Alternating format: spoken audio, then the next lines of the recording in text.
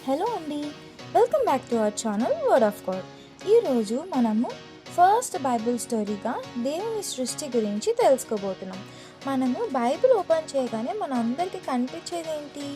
ఆదికాండం కదా. కాబట్టి ఆదికాండంలో మనం ఏం చూస్తాము? దేవుని సృష్టినే కదా ఫస్ట్ చూస్తాం. కాబట్టి దేవుని సృష్టి గురించి మనమైతే తెలుసుకుందాం ఈరోజు. మనుషులు చాలా తెలివైన వాళ్ళు పెద్ద పెద్ద ఇల్లు కడతారు, ఎత్తైన మేడలు, విశాలమైన ఆలయాలు కట్టగలరు. కర్మాగారాల్లో అందమైన కార్లు, చిన్నపిల్లల కోసం చక్కని ఆట వస్తువులు కూడా చేస్తారు. మరి మనుషులు సువాసన వెదజల్లే నిజమైన పువ్వులు కూడా చేయగలరా? అబ్బే, అవి చేయలేరే. నిజంగా ఎగిరే పక్షుల్ని కూడా చేయగలరా? లేదు, అవి కూడా చేయలేరు. నీలాకాశాన్ని ఎవరు చేశారు? సూర్యుడిని, చుక్కల్ని, వీటన్నిటిని ఎవరు చేశారు? దేవుడే చేశాడు. అలా చేయగలవాడు ఆయన ఒక్కడే. అన్ని వస్తువులు దేవుడు చేసినవే. అన్నీ ఎదిగేలా చేసేది కూడా ఆయనే. పువ్వులను, చెట్లను ఆయనే పెంచుతాడు. కలప కోసం మనుషులు చెట్లను నరుకుతారు. ఆ చెట్లతో బల్లలు, కుర్చీలు తయారు చేసుకుంటారు. ఇంకా ఎన్నో చేస్తారు. సమస్తం దేవుడి నుండి వస్తున్నాయని నీకు తెలుసా? అవును, దేవుడే అన్నిటినీ చేస్తున్నాడు. ఆయన మనుషుల్ని కూడా చేశాడు. నిన్ను కూడా నీవు చాలా చిన్నగా ఉన్నప్పుడే చేశాడు. దేవుడు ఇవన్నీ ఎలా చేశాడో తెలుసా? తెలియదా? సరే, అయితే ఈ కథ విను. చాలా కాలం క్రిందట దేవుడు ఆకాశాన్ని, భూమిని చేశాడు. దేవుడు పరలోకంలో ఉంటాడు. దేవదూతలంతా అక్కడే ఉంటారు.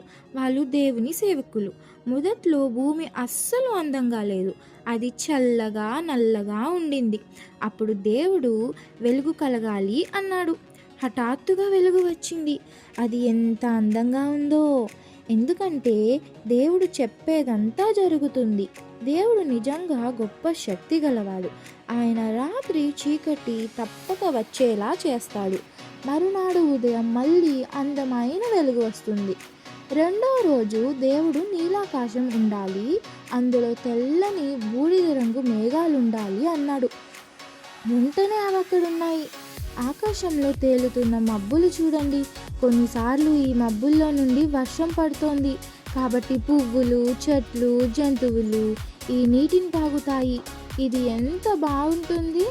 కొన్నిసార్లు సూర్యుడు మబ్బుల చాటున దాగుంటాడు. ఇది ఎంత అందంగా ఉంటుందో తెలుసా? మూడవ రోజు వచ్చింది. ప్రతిదీ పొడిగా ఉండాలని దేవుడు చెప్పాడు. లేదా సమస్తం ఆరిపోయి తడి లేకుండా ఉండాలని దేవుడు చెప్పాడు. కాబట్టి చాలా నీళ్ళు సముద్రంలోకి వెళ్ళి పెద్ద పెద్ద కెరటాలు లేచాయి. ఆరిన భూమిని చూడండి. అక్కడ పువ్వులు ఉన్నాయి, పచ్చగడ్డి, పొదలు, చెట్లు కూడా ఉన్నాయి. అబ్బా, అప్పుడే భూమి ఎంత అందంగా కనిపిస్తోంది. ఎరుపు, పసుపు, నీలం రంగుల పువ్వులకు దాహం వేస్తే మబ్బుల నుండి వర్షం పడుతోంది. వాటికి చలి వేసినప్పుడు సూర్యుడు ప్రకాశిస్తాడు. ఇదంతా చూస్తుంటే అవి దేవుడు మమ్మల్ని ఎంతో చక్కగా చేశాడో చూడండి అని చెప్తున్నట్టు అనిపిస్తోంది. ఎత్తైన చెట్లు తమ బలమైన కొమ్మలు ఊగుతున్నప్పుడు కూడా ఇలాగే అనిపిస్తుంది. పువ్వుల నుండి, చెట్ల నుండి విత్తనాలు వస్తాయి. అవి చాలా చిన్నవి, నీవు వాటిని చూడలేనంత చిన్నవి. అలాగే మామిడి టెంకలు, కొబ్బరి బోండాల్లాగా పెద్ద విత్తనాలు ఉన్నాయి. ఆ తర్వాత ఈ విత్తనాల నుండి కొత్త పువ్వులు, చెట్లు, మొక్కలు పెరుగుతాయి. ఇలా ఇవి ఇంకా ఇంకా అభివృద్ధి అవుతాయి. ఇదంతా దేవుని ఇష్ట ప్రకారం జరుగుతుంది. చీకటి పడేసరికి పువ్వులు నిద్రపోతాయా అనిపిస్తుంది. చెట్ల కొమ్మలు సహితం కదలవు. రాత్రి కాగానే దేవుడు వాటిని కాపాడుతాడు. మరో కొత్త రోజు ప్రారంభం కాగానే భూమి మరింత అందంగా కనిపిస్తుంది. నాలుగో దినాన దేవుడు సూర్యుడు, చంద్రుడు, నక్షత్రాలు కలగాలని అన్నాడు. అంతే, అవి అక్కడున్నాయి. అబ్బా, ఆ సూర్యుడు అచ్చమైన బంగారంతో చేసినట్టు మెరిసిపోతున్నాడు. సూర్యరశ్మితో ప్రతిదీ మరింత అందంగా కనిపిస్తోంది. అంతేకాదు, అది వెచ్చగా, హాయిగా ఉంటుంది. సూర్యుడు మెల్లగా కిందికి వెళ్తుండగా రాత్రి వస్తుంది. ఎరుపు, పసుపు కలిసిన రంగులో అది ఎంత రమ్యంగా ఉంటుందో! అయినా లోకం పూర్తిగా చీకట్లో మునిగిపోదు. ఎందుకో తెలుసా? ఆ పైన ఆకాశంలో ఏం వెలుగుతున్నాయో చూడు, అది చందమామ. ఆ చుక్కల్ని చూడు, 100, 1000, అబ్బే దానికంటే చాలా ఎక్కువ. వాటిని దేవుడే లెక్క పెట్టగలడు. అవి ఎత్తైన ఆకాశంలో మినుకుమంటున్నాయి. ఇప్పటికే దేవుడు ఎంతో చేశాడు. తాను చేసిన ప్రతి ఒక్కటి మంచిగా ఉండాలని ప్రతిసారి చూశాడు. అవి తప్పక మంచిగానే ఉన్నాయి. అలా అని దేవుడు తనకు తానే చెప్పుకున్నాడు. ఆయన చెప్పేదంతా నిజం. అది ఎల్లవేళలా నిజమే అవుతుంది.